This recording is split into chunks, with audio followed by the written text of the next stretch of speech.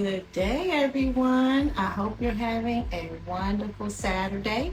And I'm checking in with the 2023 MLRG Life and Style December tour stop. Just wanted to remind you that we have our upcoming activity next weekend. That will be Sunday, December the 10th at 2 p.m. And it is our book discussion. And the title of the book is God of the Oppressed by James Cone. So if you haven't already and you're interested, feel free to get the book from Audible. It's definitely on there because you probably need to get through it quicker than reading it. You can probably listen to it. And register via Eventbrite. It's on my webpage, and you can look on this page to see the links and everything. So that's that. If you want to be a part of that, feel free to register. The second thing is those who are interested in real estate or business planning and stuff like that, or sharing information about your business. We will be having our annual retreat next weekend, so it's going to be a busy weekend. But it's Saturday, and it's at 12 noon. So it's an afternoon. And if you're interested, please reach out to us. You can send us a message, and we'll get you the information because we are finalizing the numbers, so we know how much we need, how much material and food we will need. So if you're interested, feel free to reach out. And lastly, we at that meeting, we will be working on our 2024 plan. So yes, we will have the 2024 MLRG tour, Life and Style tour. And part of that are 4 books. So each quarter we do game night, typically spades, game night, typically bingo, and then the third month is a book. And so if you want to submit some books for consideration, feel free to send that to us. They need to be biographical or human rights related. And so if you do that, we'll be able to plug in some things for 2024. We'll be finalizing our schedule soon. So I hope you enjoy the rest of your weekend, and I will check in with you later. Bye.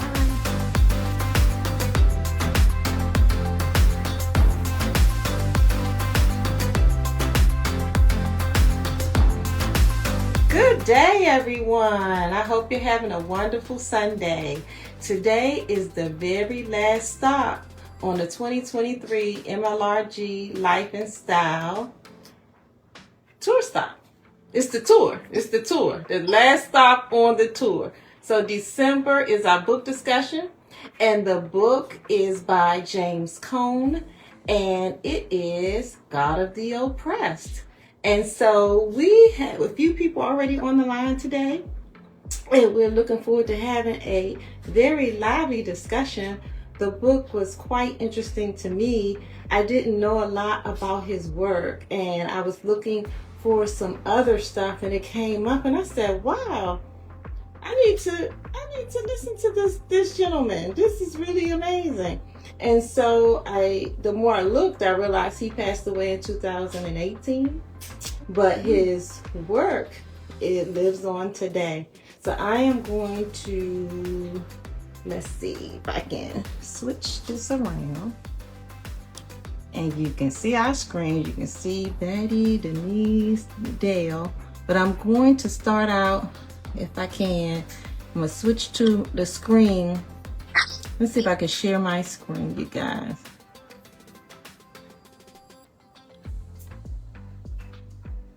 I wanted to share my screen.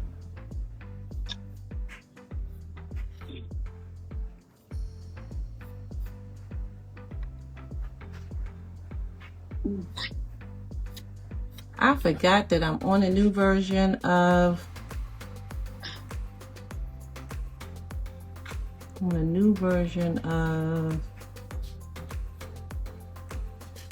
let's see.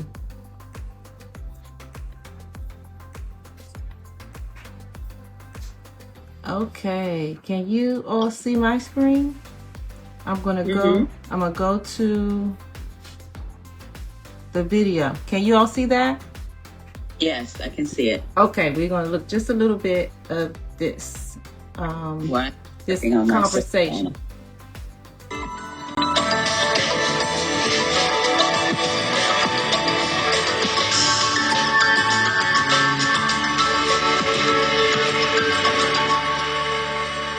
Professor James Cohn, thank you very much for taking the time to talk with me.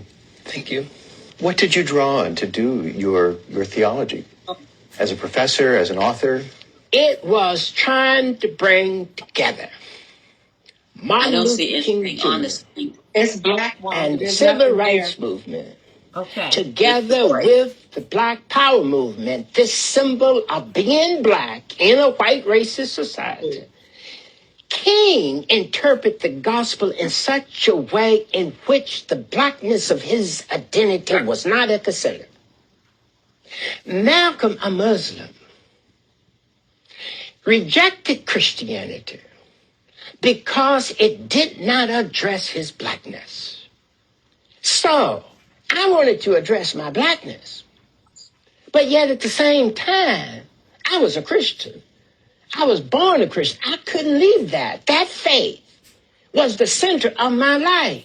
But the way in which that faith had been interpreted in the seminary and also generally in the dominant interpretation of it in America, which King largely adopted, also had a white Jesus.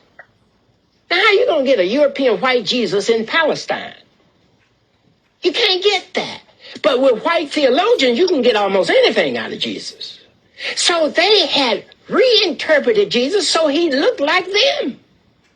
So I wanted to bring the blackness of my identity together with the faith that I had learned in the church. And it was that brought me to want to interpret the Christian gospel. So, in black theology, which I developed, the blackness in that phrase comes from Malcolm X.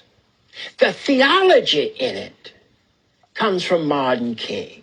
So I bring Martin and Malcolm together, the civil rights movement and the Black Power movement together in order to develop a black theology of liberation.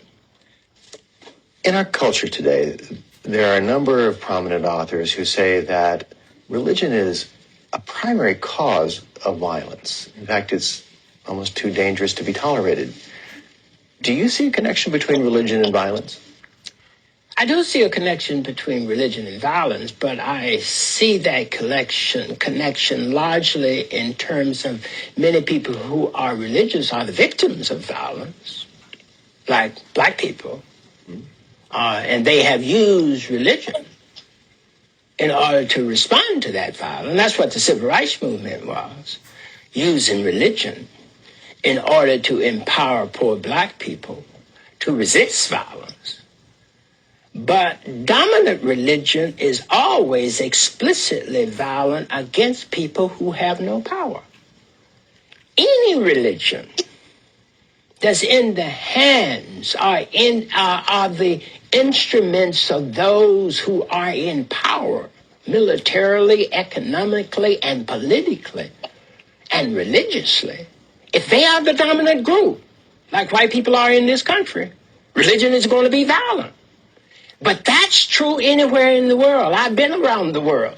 Anywhere religion has been in the hands of those as instruments of those who are in power, religion is violent. But for those who are the victims, religion can often be used as a means of resisting the very violence in which that is being inflicted on them. I'd like to stay with...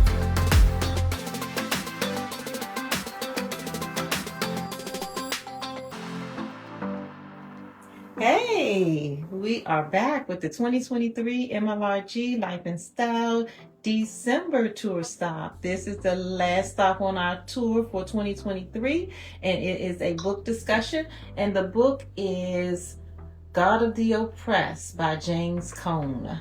And so one of the things I want to mention to you guys is that we will have 4 books for 2024, and they need to be human rights related or biographical. So if you have any suggestions for consideration, please feel free to message us with that. And we look forward to deciding the selections within the next month or so we can finalize our 2024 schedule. I am going to go back to the screen and see if I can share another excerpt with you. Let's see. Let's see. I have had a few challenges with my computer today. Me too. Oh, I see your keyboard, Denise. I'm a virus. Let's see if I can. I'm trying to share my screen. Let me stop sharing and then let me share again. I'm going to share. Here we go. Let me switch it around. Go here. And go here. Soon a voice from the academy would create a new theology that fused the cultural, the political, and the spiritual, radically redefining the role of Black Christianity in a revolutionary new era. White theology basically is a theology which has defined the Christian faith in such a way that it has no relationship to Black people. In 1969, James Cone, a professor at Union Theological Seminary, published Black Theology and Black Power.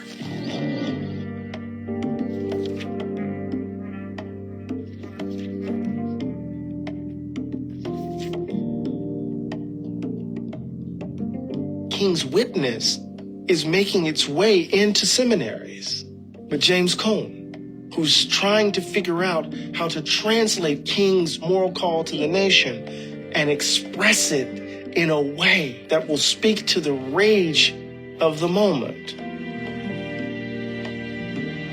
Black theology is basically a new way of looking at the relationship between Black religion and Black political struggle, and an embrace of the tenets of Black is beautiful in a comfort with African-inflected practices. God is on the side of the oppressed. And since the oppressed are the ones who need to be liberated, he must be identified with their condition.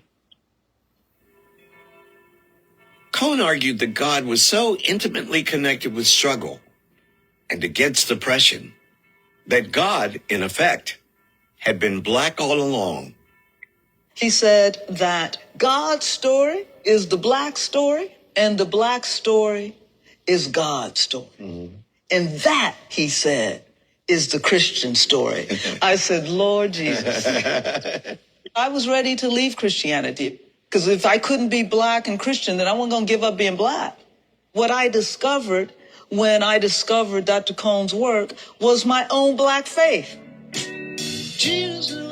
Cone's theology would soon move from the confines of the seminary into popular culture. What is it? I call it Black Jesus. Black Jesus. Now this is what the brothers need.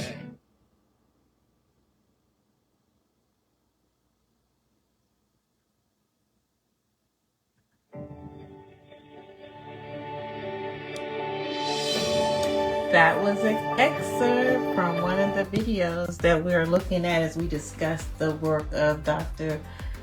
James Cone, who's the author of God of the Oppressed. And we will be back as we close out. And feel free to consider our 2024 lineup to see if there's any activities that you would be interested in joining us or participating in. That will be posted within the next month or so. Okay, I'll be back in a bit. Bye.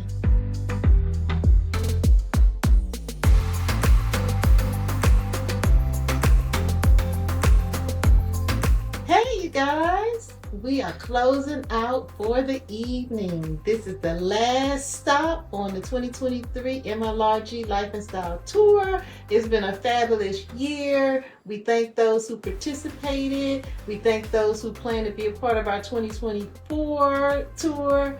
But the book, The God of the Oppressed by James Cone, was very enlightening.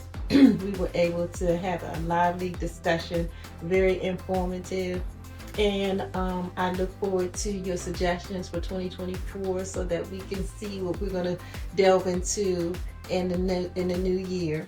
But we're closing out. I'm going to switch my camera around just so you can see our participants. So we have Dale, Denise, and Betty, and me. Hey. But I enjoyed you all. I appreciate you all. I have a special relationship with each one of you, and it was great to hear your feedback on a book that actually just brought up a lot of interesting topics. So I hope you can be a part next year. And I'm going to switch this around and tell everybody good evening and have a wonderful rest of your Sunday.